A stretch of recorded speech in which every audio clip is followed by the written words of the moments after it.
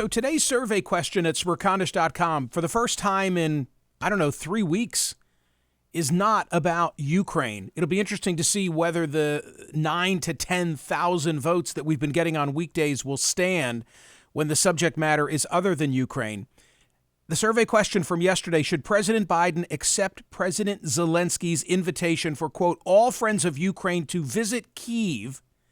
5247, really 5347 when I rounded off properly, of 9,217 votes cast, and the yeses carried the day. So folks do want to see President Biden next week when he's visiting NATO do the same thing that 3 European prime ministers have just done, which is to slip into Kyiv and meet with President Zelensky and then hightail it out of the country. We have the speech, an annotated version of President Zelensky's speech, remarkable address to the joint session of Congress, posted at Smerconish.com from the New York Times yesterday with some interesting editorial comments. I encourage you to check that out. Also, I would note that from Entertainment Weekly, we have a story about Servant of the People. Does that ring a bell? Servant of the People is Zelensky's hit TV show, which is now getting a rebirth on Netflix, following a boost in licensing interest across the globe in the wake of the Russia-Ukraine crisis. Zelensky's former TV show has returned to Netflix in the U.S. You asked, and it's back, said the streamer on Twitter. I don't know, TC, if it's in English or if it's subtitled, but I, for one, will check it out. I mean, I want to see what it's all about. I definitely will check it out. I want to see it. I'm hoping it's subtitled. And then as I always do with these streamers, I learn a little something about another language.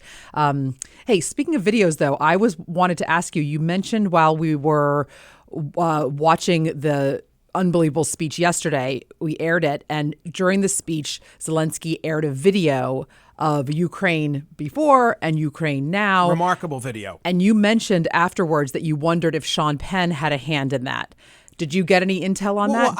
I was simply wondering aloud. I didn't want to start rumors, and I was very clear about that. Oh, no, thought, hey, I know. I just didn't know if you found out anything. Well, I thought, yes, I did, and no, it's not his. He did not have a hand in it. Oh. Sean Penn did not have a hand in it. I simply thought that the production values were so well done. And as was widely reported, Sean Penn had just been in Ukraine, and I thought, it wouldn't surprise me if maybe he offered, it's so heartbreaking, and I know that it's heartbreaking to him, it wouldn't surprise me if he offered his skill set to President Zelensky, but that is not the case. Interesting. They were not, that was not his handiwork. I can report. And he's now back in the United States, right? Back in the United States, yeah. And I think getting over COVID. Oh, wow. So, yeah. A lot of news. A lot on his plate. A lot on his plate for sure. I can't wait to see what he does come up with. Right. Right? I mean, that will really be telling. Also, other Ukraine news from the Washington Post today.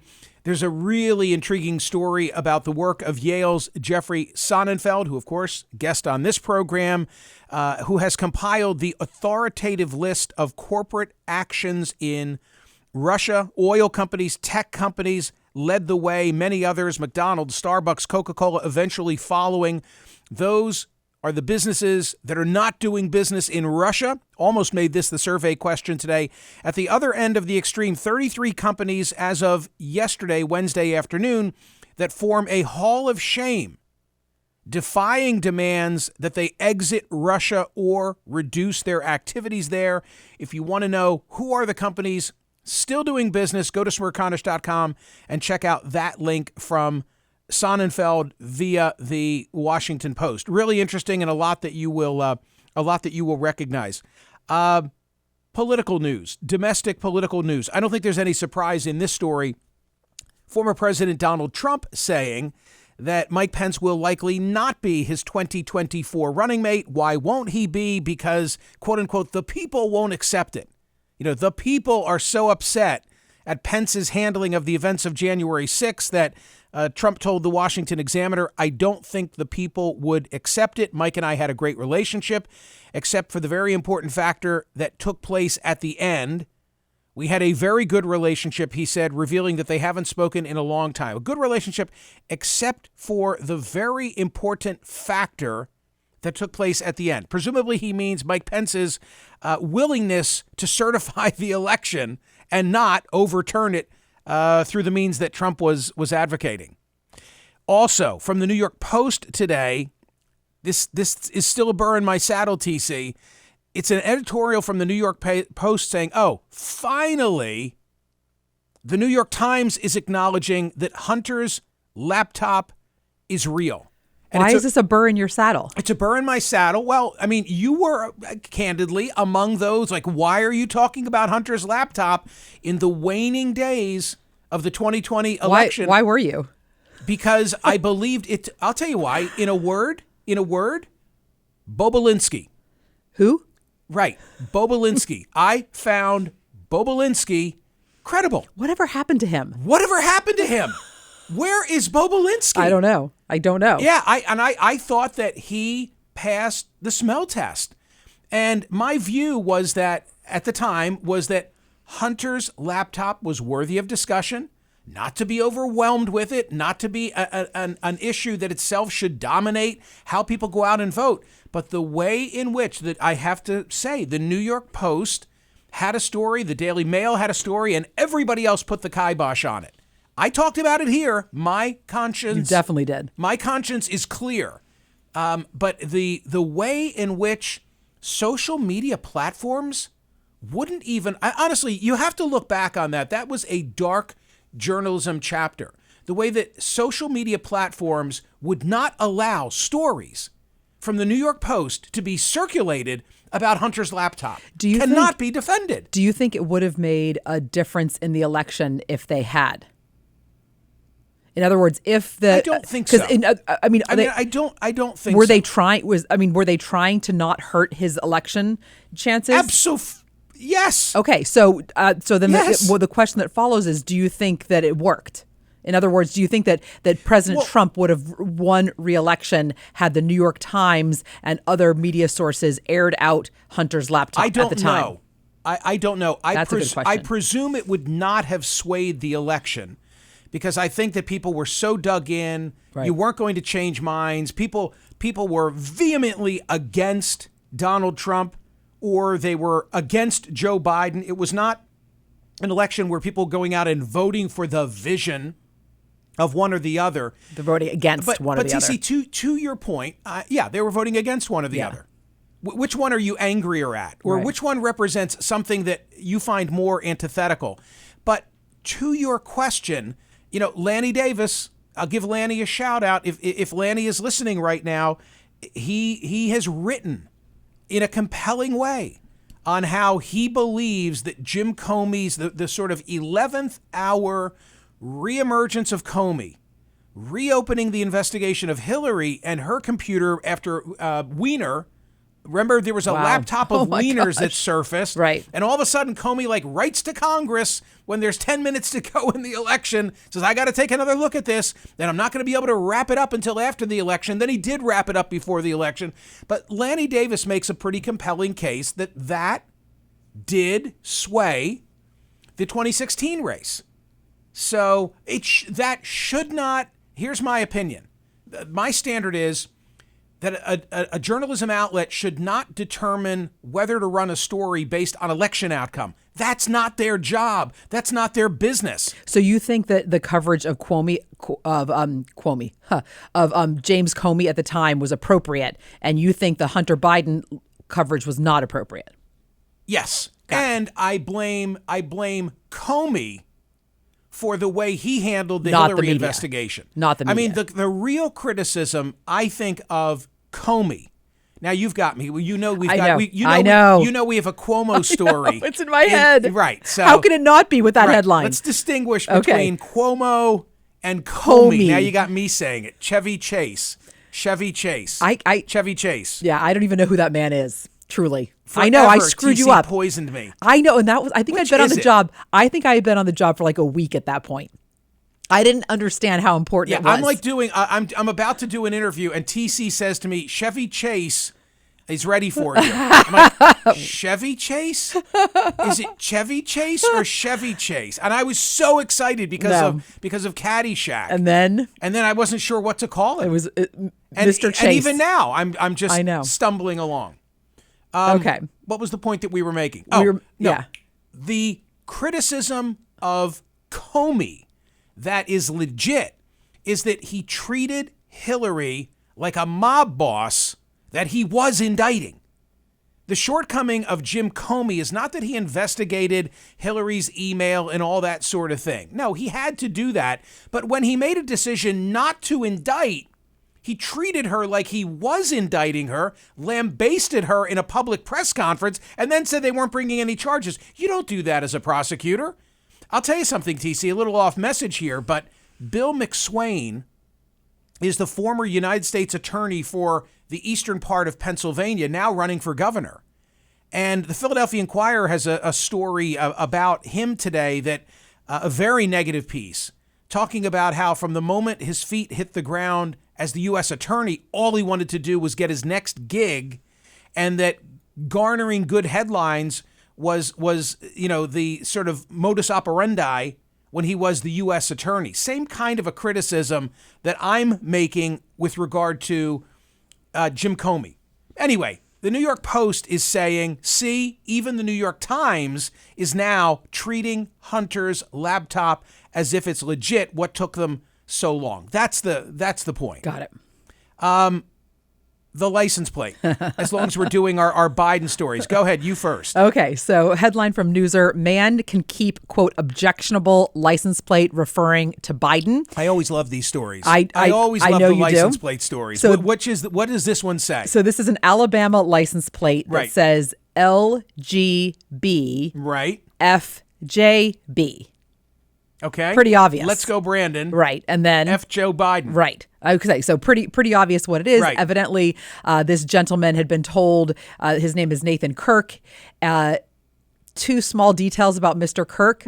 He is an owner of a gun shop. Okay. And why am I not surprised? And the car on which the license was a pickup truck was affixed was a Ford F-150 King Ranch truck. King Ranch, right. So many stereotypes. Right. So I just feel like I need to... Wait, was there a gun rack in the back of it? I'm sure. So I just felt like I needed to slide that one in. But first he was told that he was that it was not appropriate. He got a note from the state saying that it had objectionable language that was, quote, offensive to the peace and dignity of the state of Alabama. He was told he had 10 days. What if it simply said in some abbreviated form, let's go Brandon? In other words, is it... No, he told them that the F stood for forget. Forget Joe Biden. Forget Joe Biden. No, but I'm asking a different First Amendment question. right. What it if could be my kid's initials, he said. Take off the FJB. Okay. If it's just let's go Brandon in some form, is that getting through? Evidently it is. It is. Okay. If it's just FJB, because they may be your initials, right? Or your ex-wife's initials when you bought her the car. That's what he said. Does that get to stay? Or is it the combination of let's go Brandon, F. Joe Biden? Well, in Alabama, you can do both. So the answer is go for it. All right. The plate stays. The plate stays. Plate stays. Yeah. Very interesting. He now has a letter on March 9th determined that the above reference license plate will not be recalled. So on the program this week from the University of Chicago was Anthony Fowler, and he published original content, exclusive content here at Smerconish.com about the fact that polls don't properly acknowledge and recognize moderate independent voters. And he had a really good explanation for it. I want you to go on the SXM app and listen to that interview, or go to Smerconish.com because you can still find his exclusive content posted. Okay, so the point is, he makes the argument through academic study that there are far more moderates and independents among us, and that we are the largest singular group in the country. That's the idea. I buy into it.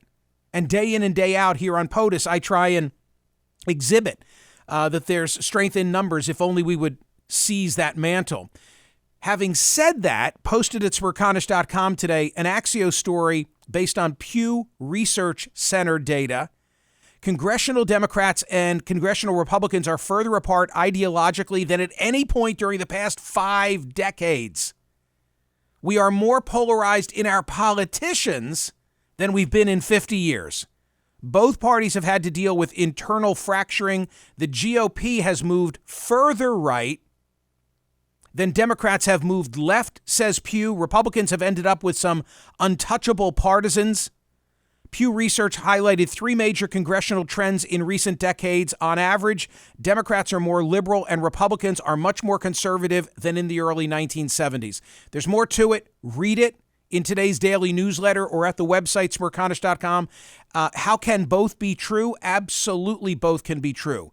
That a plurality of voters are moderate and independent, and yet the politicians are more extreme. It's because we've built in all of these incentives that reward the loudest voices. And if you want to hear my extended comments on that, you can watch the speech I delivered at the Reagan Library, posted on my YouTube channel. This is really fascinating. It comes from YouGov. From millionaires to Muslims, small subgroups of populations seem much larger to many Americans. In other words, when you ask people, how many of these are among us, fill in the blank, we are sometimes wildly incorrect. When it comes to estimating the size of demographic groups, Americans rarely get it right. In 2 recent YouGov polls, they asked respondents to guess the percentage of American adults who are members of 43 different groups, racial groups, religious groups, as well as other less frequently studied groups such as pet owners and those who are left-handed. Here's what they found. When people's average perceptions of group sizes are compared to actual population estimates, an intriguing pattern emerges. Americans tend to vastly overestimate the size of minority groups. This holds for sexual minorities, including the proportion of gays and lesbians. When you say how many are gay or lesbian, TC, what number do you think the population puts on it? 7%. 30%. Wait, that's legit? When you ask people, when you ask people, think it's 30. What do people think? Okay. No, I'm sorry. I think the legit number is 7. 3. Oh. Okay, then you say, well, how many of us are bisexual? What do you think people believe? 50%. They say 29, true is 4. You're not too good at this. I'm terrible at this. If you say transgender, people say it's like 21%. The true number, 0.6%. Wow. It also applies to religious minorities such as Muslim Americans. How many are Muslim American? People will say 27%, 1%. Jewish Americans, estimate 30%, real answer 2%, and on and on and on. Now, a parallel pattern emerges when we look at estimates of majority groups. People tend to underestimate rather than overestimate their size relative to their actual share of the adult population. For instance, we find that people underestimate the proportion of American adults who are Christian. How many do you think are Christian? Society says, 58%? The real number is 70%. Wow. The proportion who have at least a high school degree, 65%? The real number is 89%. And finally, the most accurate estimates involved groups whose real population fell right around 50%, including the percentage of American adults who are married. The estimate is 55%, the real number is 51%, and have at least one child. 58% is the guess, the real number is 57%. Misperceptions of the size of minority groups have been identified in prior surveys, which observers have often attributed to social causes, fear of outgroups, lack of personal experience, or portrayals in the media. That's what I would have said, portrayals in the media. So really great stuff. That too, again, all of these are headlines from today's daily newsletter at Smerconish.com. They are posted at the website. 2 TC, very interesting Senate stories. I've got 2 Senate stories and a dog story. Wow. Okay. Like this. Senate story number 1 is that Dr. Oz, who maintains dual citizenship in Turkey and the United States. This is a politicspa.com story posted at Smerconish.com. After Politics PA asked him whether he would renounce his dual citizenship, Dr. Oz initially said that he wouldn't, and instead he would forego certain intel briefings if elected to the Senate. Wow. Reversed himself when other media started to ask about it and said, no. If I'm elected, I will renounce my Turkish citizenship. Why did he want to hang on to it? He says he has a mother with Alzheimer's and he needs to care for her. Oh, my. And for that reason, he wanted to maintain it. And then in Georgia, this comes from NPR, Herschel Walker is running for the U.S. Senate as a Republican. He questioned the existence of evolution this week in an appearance at a Georgia church. Quote, at one time, science said man came from apes. Did it not? Walker said. This is at the Sugar Hill Church in Sugar Hill, Georgia, during an onstage interview. The lead pastor, Chuck Allen, responded, every time I read or hear that, I think to myself, you didn't just read the same Bible I did. Then Herschel Walker says, that's what's interesting, though. If it's true, TC, why are apes still here? Oh my Think God. about it. Think about it. And Oh my gosh. and wait, no, the best part is Evolution. The pastor's Oh, no. response was to say, well, now you're getting too smart for us. Wow. Wow. Oh my. He does ask an interesting question. Oh, here we go. Branches, Here we branches go. of the tree. The branches. Oh, I get it. geez. The branches. Split, go this way. This one stays the same. I understand it. But God created evolution. Can we all just get along? Thank you. I don't have time to tell you that Heathrow is dropping its COVID face mask rules. Hooray. I'd love to see that happen in the United States. Oh, my God. I've got to quickly address this. I do have to talk about this. Chris Cuomo, hitting back at CNN, now has launched his official opening salvo. This comes from Deadline in what looks to be a protracted battle with CNN over $125 million that he is seeking. Okay. $125 million that he is seeking. Where did that number come from? I saw the headline. What? What's that? Well, you remember the stories that said he was a lot of getting money. like $6 million a year? Right. Apparently they were true.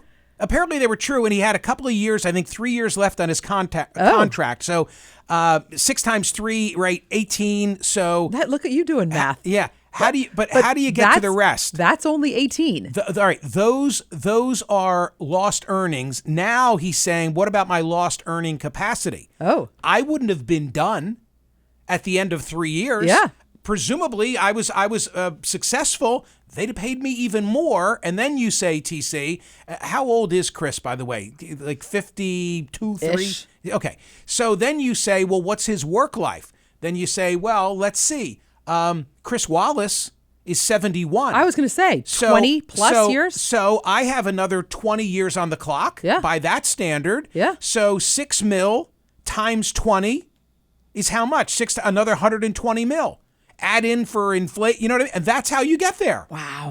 And when you say it that way, it doesn't seem like it's such a crazy ask. Wow. So I spoke to him last week for the first time in a long time. Oh, whoa. Yeah. And? Just two old friends checking in with one another. Talking fishing. Oh, Talking okay, fishing. good. Yeah, a lot of fishing. He is. I'm going to be fishing. You're fishing right now. He's not a fly fisherman. I wanted to know if he wanted to go opening day with me. Oh. So he said, if you teach me. I said, I'm really not that good. Actually, his words guys were, could just I go don't stand fly in the fish. water. I like to go out and see fish and kill things. There you go. I think that's what he said to me. Perfect. Okay, final story. Final story of the day. Dateline, Hazleton, Pennsylvania. Well, that's fabulous. Which is where my folks are from. Pennsylvania coal regions. TC, you tell this story. And the picture of it, you got to see. So evidently there was a dog on a roof in Hazleton, Pennsylvania, and the firefighters went to remove the dog from the aforementioned roof, like a big dog standing on the roof. But Michael, Laurel Street. The dog didn't want to leave the roof. The dog likes being up on the roof. The dog goes up on the roof, and that is where the dog will stay. The dog did not want to be rescued. It is a roof dog. Thank you. And the picture is unbelievable. He sunbathes. Yeah. He sunbathes. Yeah, he just goes out there. Hazleton Fire Department. This is from People magazine. It's phenomenal. So it must be true. It's phenomenal. Yeah, it's a great pick.